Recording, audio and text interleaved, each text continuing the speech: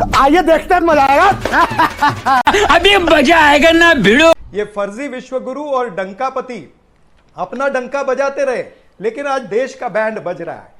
Iran ने खुलेआम कह दिया कि हम रशिया और चीन के जहाजों को जाने देंगे, गुजरने देंगे, तो भारत के नहीं गुजर सकते, यानी उसके अंदर कुछ ना कुछ गड़बड़ है ना। आज मारामारी तो हो रही है ना। इस देश के किस शहर के अंदर एलपीजी के लिए कतारें नहीं लगी है, ये बताइए।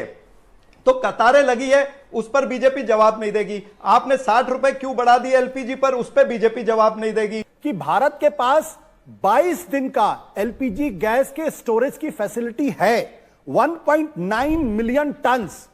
विशाखापट्टनम, मंगलुरु और पडुरा, चौथा भी बन रहा है जो बन नहीं पाया, जो 2018 से चल रहा। रशिया और ईरान को अगर प्रॉब्लम नहीं होती तो हमको ऑयल भी मिल सकता था, और साथ ही साथ हमारा जो ट्रांसपोर्टेशन उसमें भी प्रॉब्लम नहीं होती। तो ये जो दिक्कत है, पूरी तरीके से इजराइल के गोद में जाके बैठ गए हैं। A few moments later. मालिक वो देखो, वो देखो। गैस और तेल के खेल में मोदी सरकार फेल है, ये सिद्ध हो चुका है। इसमें कोई दो राय नहीं है। पिछले 14 दिन का जो युद्ध चल रहा है ईरान, इजराइल और अमेरिका का, उसके तहत यह पता चल गया कि सरकार ने कुछ पूर्व नियोजन नहीं किया हुआ था, कुछ इनके ध्यान में नहीं था, कुछ इनको अंदेशा नहीं था कि इस तरह से वॉर होने वाली। हालांकि बाकी सबको पता था कि यह लड़ाई हो सकती है, लेकिन इस सरकार की कोई तैयारी नहीं थी। बात तो सही है। विश्वगुरु, जिनको मैं फर्जी विश्वगुरु कहता हूं, ये फर्जी विश्वगुरु और डंकापति अपना डंका बजाते रहे, लेकिन आज देश का बैंड बज रहा है। ये देश का बैंड क्यों बज रहा है? क्योंकि पिछले 11 वर्षों में हमारे गैस के कंज्यूमर तो बढ़े हैं, एलपीजी के कंज्यूमर हमारे बढ़ गए, 14 करोड़ से 33 करोड़ हो गए, लेकिन भंडारण की क्षमता हमारी नहीं बढ़ी है।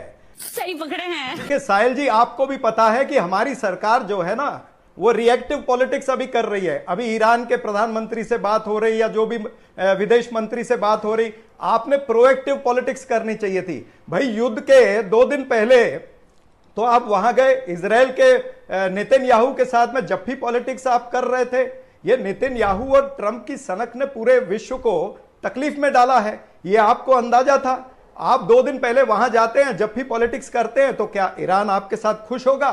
क्या बात, ये बात है। ईरान ने खुलेआम कह दिया कि हम रशिया और चीन के जहाजों को जाने देंगे, गुजरने देंगे, तो भारत के नहीं गुजर सकते, यानी उसके अंदर कुछ ना कुछ गड़बड़ है ना, कुछ ना कुछ चीज उनको बुरी लगी है। अब खामेनी की वहां पर हत्या हुई है, तो हमारे देश के प्रधानमंत्री ने आज तक भी उसकी निंदा नहीं की है।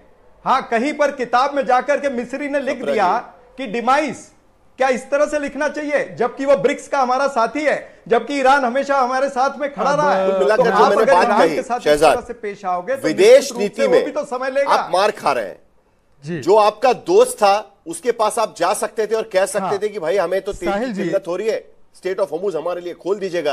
कांग्रेस पार्टी यही कहने की कोशिश कर रही है। तू समझा? हाँ। नहीं, तू समझा नहीं। पहले तो गैस का भंडारण करना चाहते हैं चरणजीत सापरा।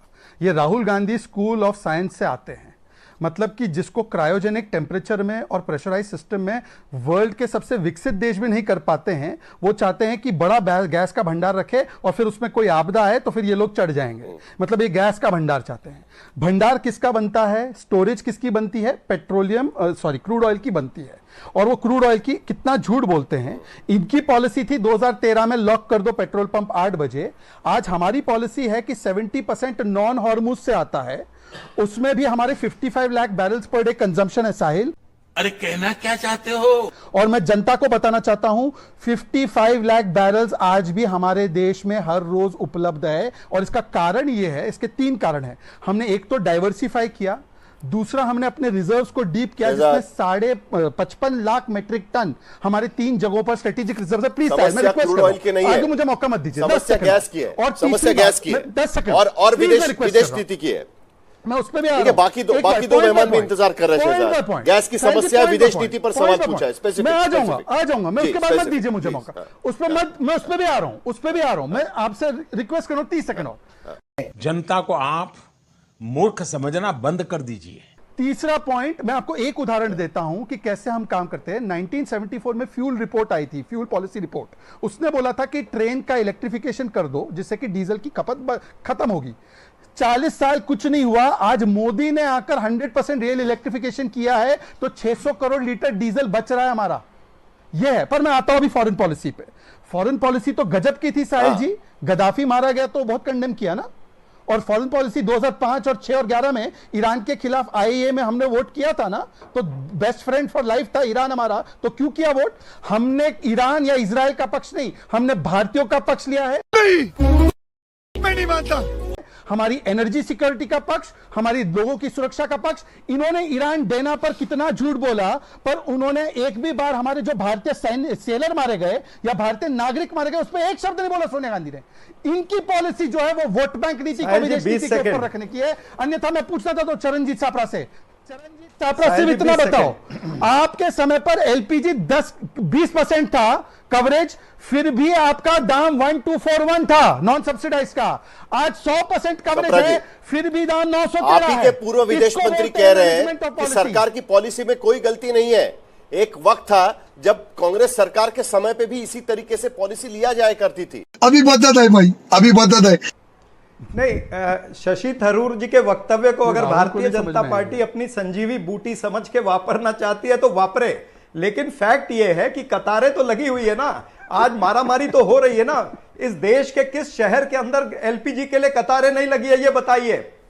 तो कतारें लगी है, उस पर बीजेपी जवाब नहीं देगी। आपने 60 रुपए क्यों बढ़ा दिए एलपीजी पर, उस पर बीजेपी जवाब नहीं देगी। आप कमर्शियल सिलेंडर पे रोक लगा रहे हो, उसके आगे क्या होगा उसका कोई रोड मैप आप नहीं बता रहे हो। आप सिर्फ इतना करिए, एक हेल्पलाइन नंबर जनरेट कर दीजिए सरकार की तरफ से। उस हेल्पलाइन पे जिस किसी को एलपीजी नहीं मिल रहा है वो फोन करके बताएगा, जो काला बाजारी में खरीद रहा है वो फोन करके बताएगा, ये गड़बड़ है बाबा, जिसे और कोई तकलीफ है वो फोन करके बताएगा।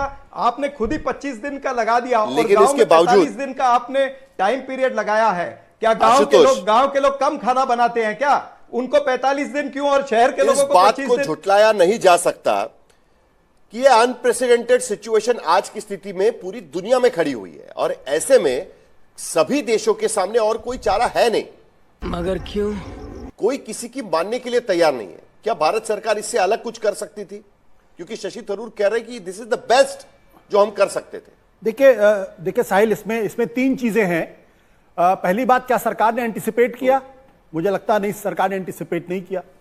क्या सरकार ने अपनी पॉलिसी में वाकई में चेंज किया जिसका खमियाजा हमको भुगतना पड़ रहा है? निश्चित तौर पर करना पड़ रहा है। तीसरी बात क्या है कि जो ये स्टोरेज को लेकर बात की जा रही है कि कई क्राइसिस नहीं है। मैं कहना चाहता हूं अगर क्राइसिस नहीं है तो बेंगलोर के होटलियर्स क्यों कह रहे हैं कि भाई अगले 2 दिन के अंदर वहां पे सारे होटल्स बंद हो जाएंगे, रेस्टोरेंट्स बंद हो जाएंगे? शाबाश! आपके मोरबी में सिरामिक इंडस्ट्री वाले रो रहे हैं इस बात को लेकर। तो एक मिनट, मैं ये कह रहा हूं कि पहले तो ये तो एक्सेप्ट करो कि क्राइसिस है, और हर सरकार अगर होती तो कोई भी सरकार होती इस क्राइसिस को हैंडल करती। मैं सरकार को दोष ही नहीं दे रहा हूं, लेकिन जो ये कहा जा रहा है कि स्टोरेज नहीं होती गैस, मैं उनको ये बता दूं ताकि आपके दर्शकों को पता होना चाहिए कि भारत के पास 22 दिन का एलपीजी गैस के स्टोरेज की फैसिलिटी है। 1.9 मिलियन टन विशाखापट्टनम, मैंगलुरु और पडुरा। चौथा भी बन रहा है जो बन नहीं पाया, जो 2018 से चल रहा। यही नहीं, अभी और सुनिए, जो डीजल और क्रूड ऑयल है वो 64.5 डेज तक का स्टोरेज हमारे पास है। तो यह कहना गलत होगा कि हम गैस की स्टोरेज नहीं की जा सकती इसलिए हमारे पास नहीं है।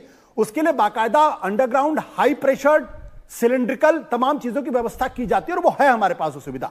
हमने अगर एंटिसिपेट किया होता तो हम और ज्यादा एलपीजी अपने पास रख सकते थे, जैसा कि चाइना लगातार कर रहा। दूसरी बात, जहां तक विदेश नीति का सवाल है, इस मौके पे इजराइल भी हमारा दोस्त है, ईरान भी हमारा दोस्त है। अगर हमारा स्टैंड इक्वी डिस्टेंस का होता, हम पूरी तरीके से इजराइल और अमेरिका के साथ नहीं खड़े होते, तो ईरान को यह आपत्ति नहीं होती। स्ट्रेट ऑफ हार्मुज से चाइना की तरफ चीजें जा रही हैं, रशिया को प्रॉब्लम नहीं होती, और रशिया और ईरान को अगर प्रॉब्लम नहीं होती तो हमको ऑयल भी मिल सकता था, और साथ ही साथ हमारा जो ट्रांसपोर्टेशन उसमें भी प्रॉब्लम नहीं होती। तो ये जो दिक्कत है, पूरी तरीके से इजराइल के गोद में जाके बैठ गए हैं। वह क्या सीन है